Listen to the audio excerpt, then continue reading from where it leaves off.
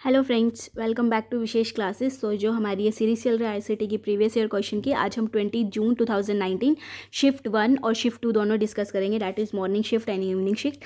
इससे पहले मैं आईसीटी की प्रीवियस ईयर पे और भी वीडियोस अपलोड कर चुकी हूँ 18, 17, 16, 15, 14 की। तो अगर आपने वो वीडियोज़ नहीं देखी हैं तो आप लिंक में देख सकते हैं, आप आईसीटी की प्लेलिस्ट में जाके भी देख सकते हैं। और अगर आपने अभी तक मेरे चैनल को सब्सक्राइब नहीं किया है तो आप मेरे चैनल को सब्सक्राइब भी कर सकते हैं, ठीक है, ताकि आपको जो मेरी नोटिफिकेशन, आपके जो मेरी मैं वीडियो डालूँ आपको नोटिफिकेशन मिल जाए, ठीक है। तो शुरू करते हैं। Which one of the following computer component is faster in terms of speed of access. इसने बोला है कि निम्नलिखित कंप्यूटर संगठनों में से कौन सी पहुंच की गति की दृष्टि से सबसे द्रुत है। USB drive, solid state drive, RAM और हार्ड डिस्क ड्राइव। देखो ये क्वेश्चन फिर से मेमोरी से पूछा गया है आपसे, ठीक है। मेमोरी पे मैं ऑलरेडी एक वीडियो अपलोड कर चुकी हूँ, तो अगर आपने वो वीडियो भी नहीं देखी है तो लिंक मैंने डिस्क्रिप्शन में डाल दिया है, मैं यहाँ पे आई कार्ड पे भी दे दूँगी, तो आप वहाँ से जाके देख सकते हैं डायरेक्ट। मेमोरी क्योंकि देखो मेमोरी और कंसेप्ट ऑफ बिट्स पे मैंने एक अलग से डाला हुआ है, तो वो दोनों ही कंसेप्ट बहुत इंपॉर्टेंट है जो बार बार आईसीटी में मोस्टली उनसे पूछा जाता है, तो आप वहाँ जाके देख सकते हैं। तो जो इसका आंसर वैसे है, अभी हमें पता है कि जो रजिस्टर और कैश मेमोरी होती हैं उनका वैसे सबसे ज़्यादा होता है स्पीड ऑफ एक्सेस, क्योंकि वो सबसे उसमें काम करती हैं। तो इसके बाद क्या आती है, रैम आती है, उसके बाद ये सब बाद में आते हैं। तो अगर आपने वहाँ पे नहीं देखा तो मेमोरी के डायग्राम में मैंने अच्छे से एक्सप्लेन किया, तो वहाँ से जाके ज़रूर देखना। तो ये जो इसका आंसर है वो क्या है, रैम है, ठीक है। अभी के लिए इसका आंसर क्या है, RAM. Which one of the following is an educational FM radio network. इसने बोला है कि इनमें से कौन सा एजुकेशनल एफएम रेडियो नेटवर्क है। ये क्वेश्चन डिजिटल इनिशिएटिव से है, ये आईसीटी में भी है और ये हायर एजुकेशन में भी पूछ लेते हैं, तो मैंने इसलिए इसको रखा है यहाँ पे। तो इसने बोला है कि निम्नलिखित में से कौन सा शैक्षणिक एफएम रेडियो नेटवर्क है। ज्ञान दर्शन, ज्ञानवाणी, ज्ञानधारा, ज्ञान, GIAN, ठीक है। तो जो इसका आंसर है वो है ज्ञानवाणी। जो चैनल है वो ज्ञान दर्शन है हमारे पास, ठीक है। यहाँ पे वो क्या करते हैं कि कुछ मतलब एजुकेशनल जो कंटेंट है वो आपको डिलीवर करते हैं थ्रू एफएम रेडियो नेटवर्क, ठीक है। मतलब कि जो शैक्षणिक जो भी उनसे बनता है, जितना भी उनके पास डेटा होता है वो आपको रेडियो के नेटवर्क के थ्रू समझाते हैं, ठीक है। तो जो इसका आंसर है वैसे वो क्या है, जो इसका आंसर है वो क्या है, ज्ञानवाणी है, ठीक है। तो अगर आप लेकिन मैंने इसको बहुत अच्छे से एक्सप्लेन किया है उस वीडियो में, तो अगर आपने वो भी नहीं देखी है तो लिंक मैंने डिस्क्रिप्शन में डाल दिया, तो ज़रूर देखना, उससे आपको और भी डिजिटल इनिशिएटिव्स के बारे में पता लगेगा जो हमारी गवर्नमेंट ने चलाए हुए हैं, ठीक है। नेक्स्ट आता है software that you can download for free but you have to pay to continue its use after a trial period is called. कि सॉफ्टवेयर जिसे आप निःशुल्क डाउनलोड कर सकते हैं किंतु ट्रायल अवधि के पश्चात आपको इसका प्रयोग जारी रखने के लिए भुगतान करना पड़ता है। इसको कहते हैं public domain software, freeware, open source software और शेयरवेयर। तो जो इसका आंसर है वो है शेयरवेयर। अभी हम लेकिन ये सब डिस्कस कर लेते हैं कि क्या होते हैं। देखो शेयरवेयर क्या होता है। शेयरवेयर आपके पास क्या होता है कि जो पहले एक लो कॉस्ट पे दिया जाता है, कई बार नहीं भी दिया जाता, बट यूजली वो क्या करता है, पेमेंट मांगता है और रजिस्ट्रेशन मांगता है अगर आपको उसका पूरा यूज़ करना है।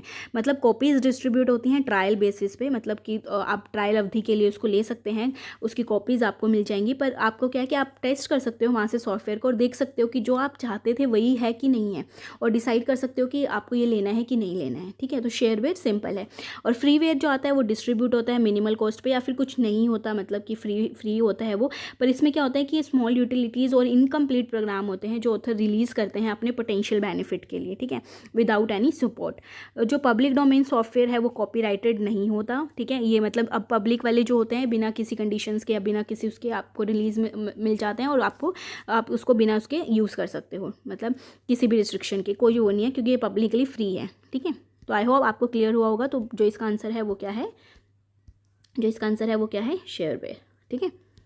Next, in internet terminology, what does the acronym WYSIWYG stand for? Internet पारिभाषिक शब्दावली में परिवर्णी शब्द WYSIWYG का अर्थ होता है। ऑप्शन देख लेते हैं। Why you saw is what you got, what you see is what you get, where you see is where you got, what you see is what you got, ठीक है। इसने बोला है कि इंटरनेट, देखो ये बहुत फेमस है, what you see is what you get, that is the second option is correct option. What you see is what you get है, कन्फ्यूज़ मत होना, गॉट नहीं है, दिस इज़ गेट, ठीक है। तो इसमें क्या है कि ये इंटरनेट क्या बोलता है कि जो आप मतलब देखो, जब भी आप कुछ सर्च करते हो या कुछ और, जब भी आप मतलब देखना चाहते हो, जो भी मतलब आप देखना चाहते हो उसमें आपको क्या मिलता है, जैसे आप सर्च करते हो वैसे मिल जाता है। जैसे हम HTML टर्मिनोलॉजी में भी ये बहुत यूज़ करते हैं जब हम HTML के थ्रू पेजेस बनाते हैं, कि जैसे ही आप जो आप चाहते हो उसी के थ्रू आप वो क्या कर सकते हो, देख सकते हो, ठीक है। मतलब आप जो जैसे देखना चाहते हो वैसे ही आपको मिल जाता है, ठीक है। तो उसका आंसर था what you say is what you get. Next आता है group access to digital technology and other groups lack of access it will cause a disparity known as. एक समूह को डिजिटल प्रौद्योगिकी की उपलब्धता और दूसरे समूह को इसकी अनुपलब्धता से जो विषमता उत्पन्न होगी, देखो विषमता जब उत्पन्न होती है ना तब वहाँ पे क्या कौन सा आ जाता है, डिजिटल डिवाइड, डिजिटल विभाजन। ठीक है, इंटरनेट असमानता भी नहीं है, वेब असमानता भी नहीं है, टेक्नोलॉजिकल इम्बैलेंस भी नहीं है। जो इसका आंसर है वो क्या है, digital device, that is digital division. ठीक है, क्यों, क्योंकि देखो क्या होता है, कई बार क्या होता है कि सपोज़ कि कोई अर्बन एरिया है या फिर कुछ और भी है, अर्बन एरिया या फिर ये किसी के बेस पे भी हो सकता है, जो आपका डिजिटल डिवाइड है किसी के भी बेस पे भी हो सकता है। अगर आपका अर्बन या रूरल एरिया है, सपोज़ यहाँ पे उसको सारी नेट की फैसिलिटीज़ हैं, कंप्यूटर की भी फैसिलिटीज़ हैं, पर जो रूरल एरिया है वहाँ तक नहीं है। तो यही जो आपके डिजिटल इनिशिएटिव्स आए थे ये इन्हीं वजह से आए थे, ताकि जो ये गैप है ये कम हो सके, जो ये डिजिटल डिवाइड को कम सके। बेसिकली पूरा ICT ही इसलिए डेवलप हुआ है ताकि जो ये डिजिटल डिवाइड है ये क्या हो सके, कम हो सकते, जो ये विषमता है वो कम हो। ठीक है, और ये डिजिटल डिवाइड किसी के उस पर भी हो सकता है, वो डेमोग्राफिक्स भी हो सकता है, रीजन के अकॉर्डिंग भी हो सकता है, कैसे भी हो सकता है। ठीक है, नेक्स्ट आता है while sending an email to differentiate among 2 NCC and BCC field which one of the following statement is true.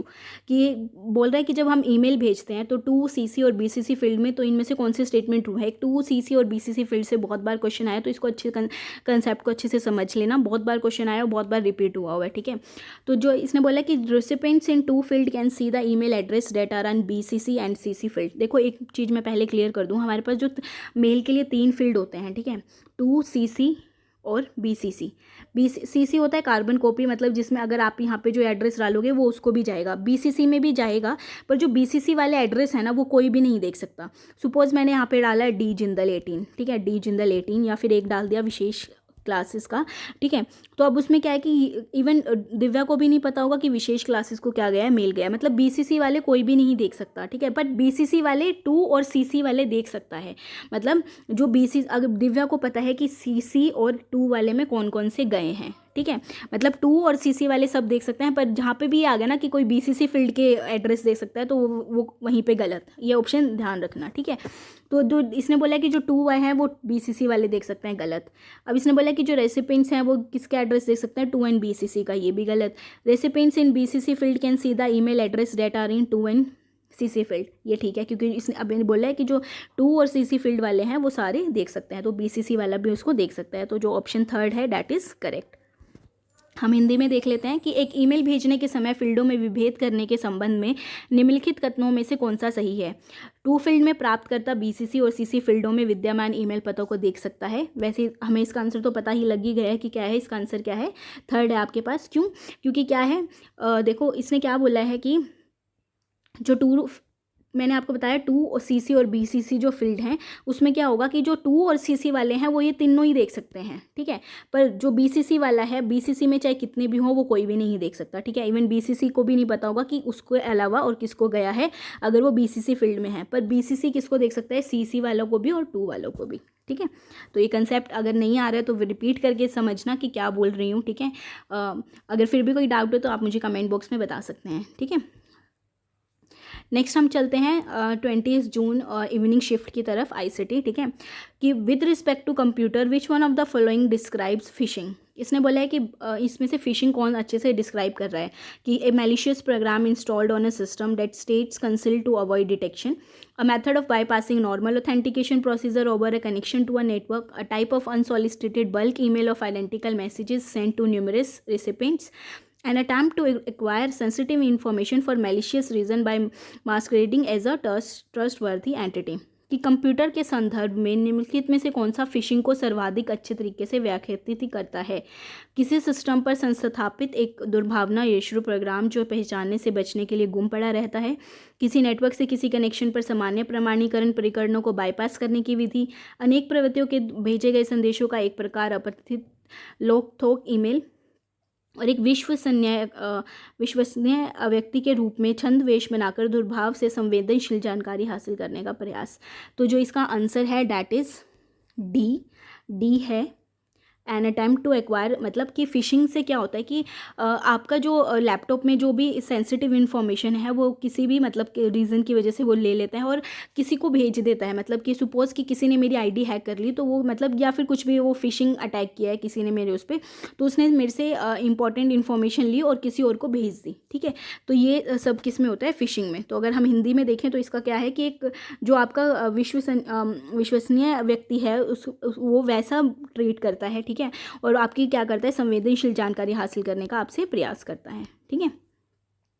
तो फिशिंग एक फ्रॉडलेंट अटैम्प्ट है टू ऑब्टेन सेंसिटिव इन्फॉर्मेशन और data such as user name, password, credit card details.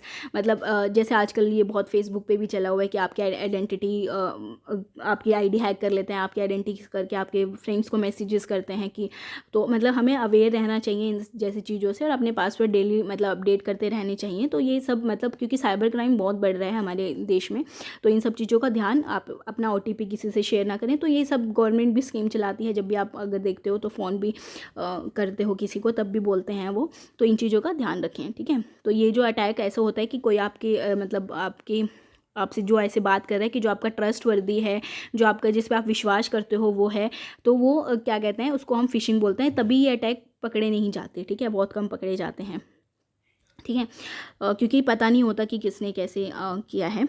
Next आता है why would BCC be used in an email, कि BCC क्या करता है, BCC allows the recipient to identify all the recipients in list when a group email address is used, allows the sender to indicate who the email is for if there is more than one recipient, allows the sender of message to conceal the recipients entered in BCC field from the other recipients, और BCC allows the recipient to visible। देखो visible तो होता नहीं है वो, conceal मतलब छुपाना, तो यहाँ पे क्या है कि यही है, C इज़ द आंसर, कि वो क्या करता है कि जब आपके मतलब क्या करता है कि सेंडर जो इसमें रेसिपेंट्स हैं वो दूसरों से क्या कर लेता है, छुपा लेता है, ठीक है।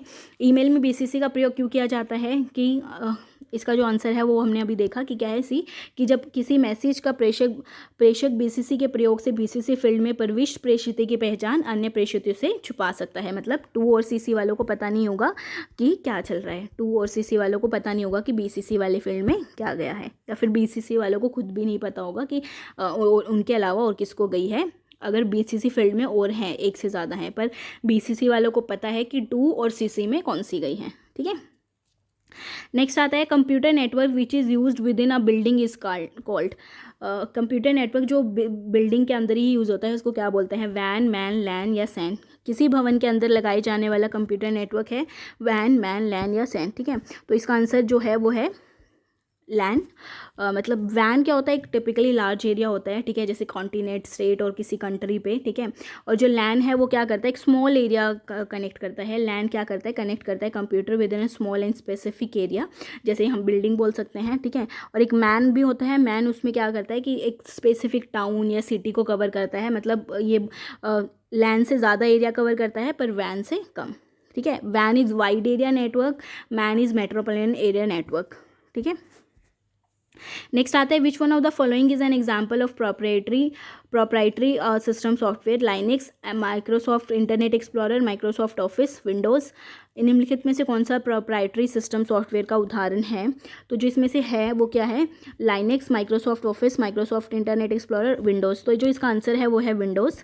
हम देख लेते हैं कि प्रोप्राइटरी सॉफ्टवेयर क्या कौन से होते हैं। ये भी एक नॉन फ्री सॉफ्टवेयर होते हैं, जो मतलब क्लोज्ड सॉफ्टवेयर होते हैं, जिसमें आप मतलब सॉफ्टवेयर और जो पब्लिशर है या फिर वो है कि उनके राइट्स होते हैं। जैसे विंडोज़ है, विंडोज़ में अब क्या है, उसके राइट्स हैं, आप कुछ चेंज नहीं कर सकते इस कॉपीराइट पे। उसका जो सोर्स कोड है, मतलब जो सोर्स कोड है उस पर उसका कॉपीराइट है, जो बेचने वाला है उसको, ठीक है। तो वो प्रोप्राइटरी सॉफ्टवेयर होते हैं। तो जो इसमें से है एग्जाम्पल वो क्या है, विंडोज़, ठीक है। नेक्स्ट आता है Jatin's laptop has a LCD screen, the acronym LCD stands for light crystal display, liquid compact display, light compact display, liquid crystal display. तो जो इसका आंसर है वो क्या है, liquid crystal display, that is D4। Jatin के लैपटॉप में से LCD स्क्रीन है, LCD में से किसका वो है, ये वही है, मतलब सेम वो है, लिक्विड क्रिस्टल डिस्प्ले, ठीक है। आपने LCD का तो देखा ही होगा कि हमारे पास एक type of flat panel display होता है जो लिक्विड क्रिस्टल यूज़ करता है प्राइमरी फॉर्म के लिए, मतलब बहुत सारे लार्ज और वेयरिंग सेट यूज़ करता है कंज्यूमर और बिजनेस के लिए। ये हम स्मार्टफोन में भी देख सकते हैं, टेलीविज़न में भी, कंप्यूटर मॉनिटर्स भी होते हैं और इंस्ट्रूमेंट पैनल्स भी होते हैं, ठीक है। तो ये सीरीज़ लेक्चर यहीं पे ख़त्म होता है। तो अगर आपको ये अच्छा लगा वीडियो तो do share with your friends and family, और अगर आपने मेरे चैनल को अभी तक सब्सक्राइब नहीं किया है तो आप कर सकते हैं, बेल आइकन पे भी प्रेस कर सकते हैं ताकि आपको नोटिफिकेशन जल्दी से जल्दी मिले। और अभी हम प्रीवियस ईयर फर्स्ट पे और अभी पेपर 2 कंप्यूटर साइंस पे और भी बहुत सारा कुछ लेके आने वाले हैं। तो stay tune with us and take care. मिलते हैं नेक्स्ट वीडियो में। बाय।